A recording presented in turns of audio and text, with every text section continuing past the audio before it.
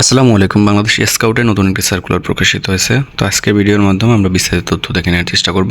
সকল চাকরির আপডেট সবার আগে পেতে অবশ্যই ইউটিউব চ্যানেলটি সাবস্ক্রাইব করে পাশে থাকুন। বাংলাদেশ স্কাউট রোবার অঞ্চল, এখানে মূলত চুক্তিভিত্তিক এবং অস্থায়ীভাবে লোক নিয়োগ করা হবে। 1 নম্বর পদটি হচ্ছে সহকারী হিসাবরক্ষক কাম কম্পিউটার অপারেটর একজন, 16তম গ্রেডে বেতন দেওয়া হবে। এটার ক্ষেত্রে আপনাদের শিক্ষাগত যোগ্যতা থাকতে হবে বিকম, বিবিএ বা সমমানের শিক্ষাগত যোগ্যতা সম্পন্ন এবং কম্পিউটার পরিচালনায় পারদর্শী হতে হবে। এটার ক্ষেত্রে অস্থায়ীভাবে নিয়োগ দেওয়া হবে।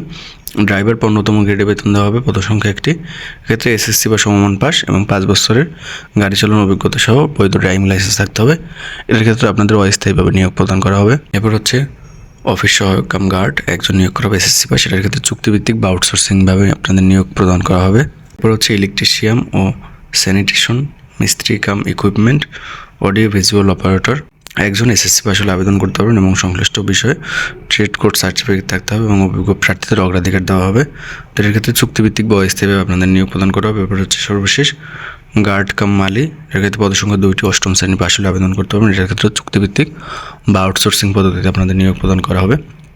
তো আপনাদের আবেদনপত্র 5 জানুয়ারি 2026 তারিখের মধ্যে জমা দিতে হবে। আবেদনপত্র জমা দেওয়ার ঠিকানা হচ্ছে সম্পাদক বাংলাদেশ স্কাউট রোবার অঞ্চল, জাতীয় স্কাউট ভবন, কাকরাইল, ঢাকা। এই ঠিকানায় মূলত আপনাদের আবেদনপত্র জমা দিতে হবে এবং প্রার্থীর বয়স থাকতে হবে 5 জানুয়ারি 2026 তারিখে 18 থেকে 32 বছরের মধ্যে। তো আবেদনপত্রের সাথে সকল কাগজপত্র সংযুক্ত করে আপনাদের মূলত আবেদনপত্র জমা দিতে হবে এবং পাশাপাশি 1 ও 2 নং পদের জন্য 300 টাকা এবং অন্যান্য পদের জন্য 200 টাকা মূলত আপনাদের পে অর্ডারের মাধ্যমে পরীক্ষার ফি জমা দিতে হবে।